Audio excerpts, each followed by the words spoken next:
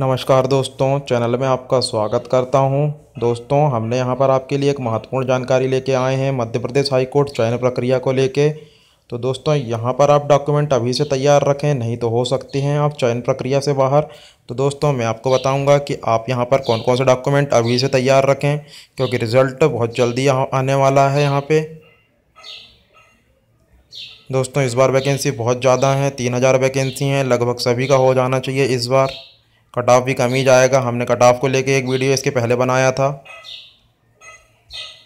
तो दोस्तों, यहाँ पर आपको उपरोक्त अनुसार दर्शित न्यूनतम अहर्ताएँ कंप्यूटर अहर्ता सहित ऑनलाइन आवेदन करने की अंतिम तिथि तक उत्तीर्ण होना आवश्यक है।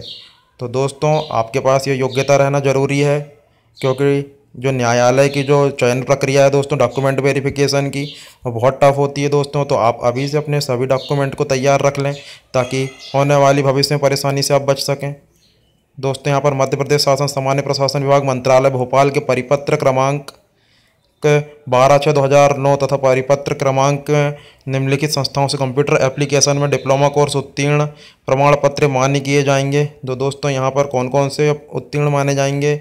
Diploma from all university recognised by UGC, यानी यूजीसी से अप्रूव्ड माने जाएंगे। यहाँ पे गवर्नमेंट पॉलिटेक्निक कॉलेज का DOEACC computer operator and programming assistant COPA from ITI, ये डिप्लोमा यहाँ पर मान्य होंगे। और दोस्तों, इसके पहले भी हम बता चुके हैं कि BA BCom BSc जो एक विषय से कंप्यूटर साइंस लेकर उत्तीर्ण हुए हैं, उन्हें कंप्यूटर योग्यता हेतु अहर्कारी नहीं माना जाएगा। तो दोस्तों, जैसा कि माननीय मध्य प्रदेश उच्च न्यायालय द्वारा REET petition number 1925/2010 ILR 2011 Madhya Pradesh 1847 DB में अभी निर्धारित किया गया है। तो दोस्तों, अगर आपके पास यह योग्यताएं हैं तो आप इसके लिए बिल्कुल एलिजिबल हैं दोस्तों, कोई परेशानी नहीं जाएगी आपको। और आगे देखते हैं दोस्तों, यहाँ पर चयनित आवेदकों की नियुक्ति पूर्णतया अस्थायी रूप से 2 वर्ष की परीक्षा अवधि पर की जाएगी। किसी भी पक्ष द्वारा 1 माह का अग्रिम सूचना पत्र देने पर सेवाएं समाप्त की जा सकती हैं। चयनित आवेदक को अधिकृत मेडिकल बोर्ड से निर्धारित शुल्क अदा कर मेडिकल फिटनेस सर्टिफिकेट पेश करना होगा।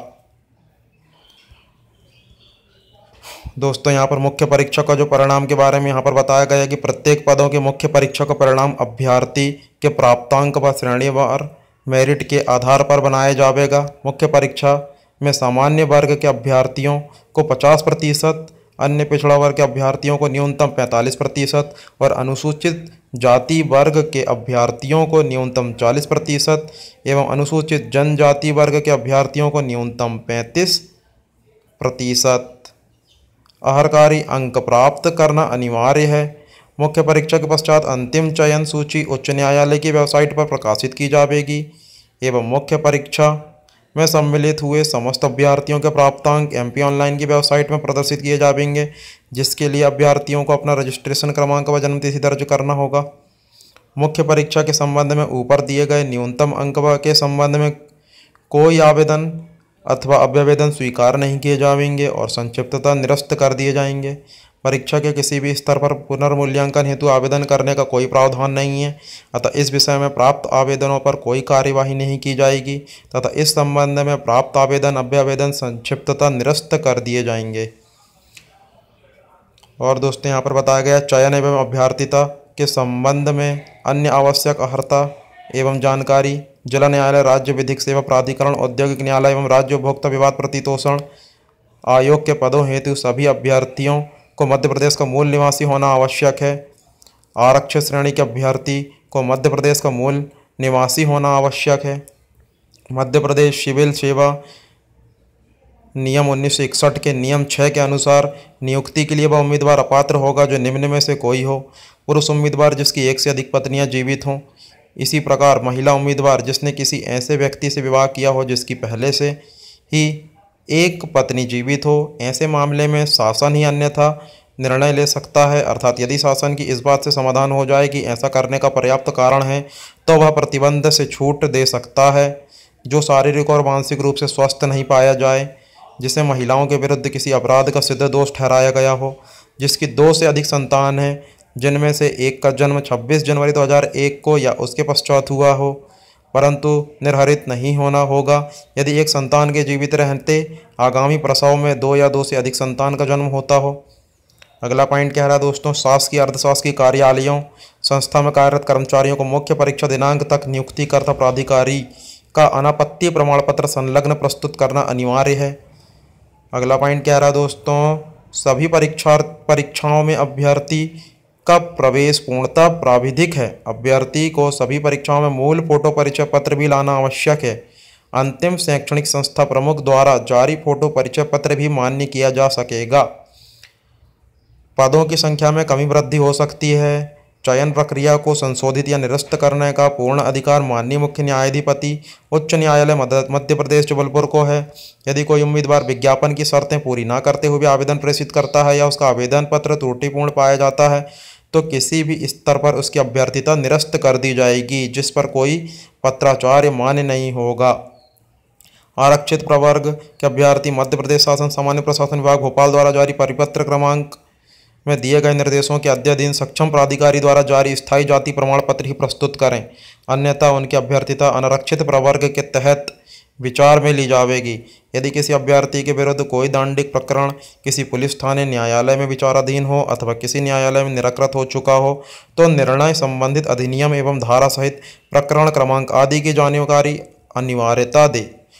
दोस्तों, इसकी डॉक्यूमेंट वेरिफिकेशन की प्रोसेस बहुत हार्ड है, तो आप पहले से नियमों को अच्छे से देख लें।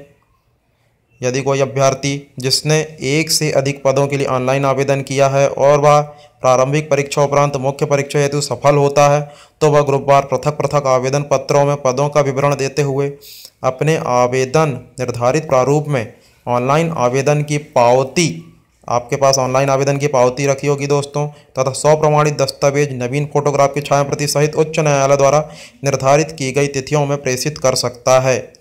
जिला न्यायालय के पदों पर नियुक्ति हेतु नियुक्तिकर्ता अधिकारी संबंधित जिलों के जिला न्यायाधीश होंगे तथा चयनित अभ्यर्थियों को जिले का आवंटन काउंसलिंग द्वारा अभ्यर्थियों की श्रेणीवार मेरिट एवं जिले में रिक्त पदों की श्रेणीवार उपलब्धता को दृष्टिगत रखते हुए किया जाएगा। यह स्पष्ट किया जाता है कि सफल अभ्यर्थियों को किसी जिला विशेष या पद विशेष पर पदस्थापना प्राप्त करने का कोई अधिकार प्राप्त नहीं होगा।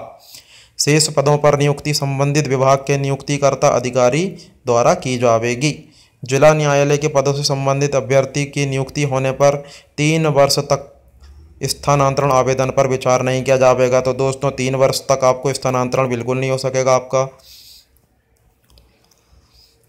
यहाँ पर और अलग शर्तें लिखी हुई हैं दोस्तों कि प्रारंभिक परीक्षा में सफल होने वाले अभ्यर्थी ही मुख्य परीक्षा के लिए पात्र हो सकेंगे। मुख्य परीक्षा हेतु लगभग 1:3 के अनुपात में अभ्यर्थियों को बुलाया जाएगा तथा मुख्य परीक्षा के पश्चात लगभग 1:1.5 के अनुपात में मेरिट अनुपात अनुसार अभ्यर्थियों से आवेदन पत्र मंगाए जाएंगे। 1.5 गुना आवेदन मंगाया जाएगा दोस्तों अब, और निर्धारित प्रारूप उच्च न्यायालय की वेबसाइट पर अपलोड किया जाएगा।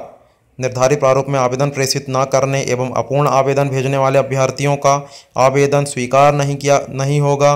समस्त अभ्यर्थी अपने आवेदन पत्र, समस्त दस्तावेजों की स्वप्रमाणित छायाप्रति एवं 2 नवीन कलर फोटोग्राफ के साथ अपनी कैटेगरी सहित लिफाफे के ऊपर स्पष्ट रूप से जिस पद हेतु आवेदन पत्र भेजा जा रहा है अंकित करते हुए प्रेषित करेंगे। यह आवेदन पत्र अभ्यर्थियों से परीक्षा सेल द्वारा निर्धारित की गई तिथियों में बुलाया जाएगा। आवेदन का प्रारूप मध्य प्रदेश उच्च न्यायालय की वेबसाइट पर अपलोड किया जाएगा।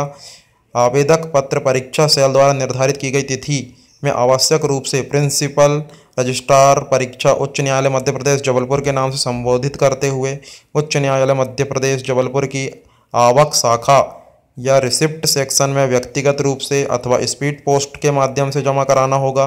निर्धारित तिथि के बाद प्राप्त आवेदनों पर विचार नहीं किया जाएगा, संक्षिप्तता निरस्त कर दिया जाएगा। प्राप्त आवेदन पत्रों के दस्तावेजों का परीक्षण परीक्षा सेल द्वारा किया जाएगा तथा जिन अभ्यर्थियों के आवेदन विज्ञापन में उल्लेखित शर्तों के अनुरूप नहीं पाए जाते हैं उन्हें अपात्र किया जाएगा, भले ही अभ्यर्थी ने मेरिट में स्थान प्राप्त क्यों न किया हो। ठीक है दोस्तों, तो ये शर्तें हैं दोस्तों, आप इन्हें अच्छे से पढ़ लीजिए एक बार फिर से ताकि भविष्य में होने वाली परेशानियों से आप बच सकें। मिलते हैं दोस्तों हम नेक्स्ट वीडियो में अपने। धन्यवाद दोस्तों।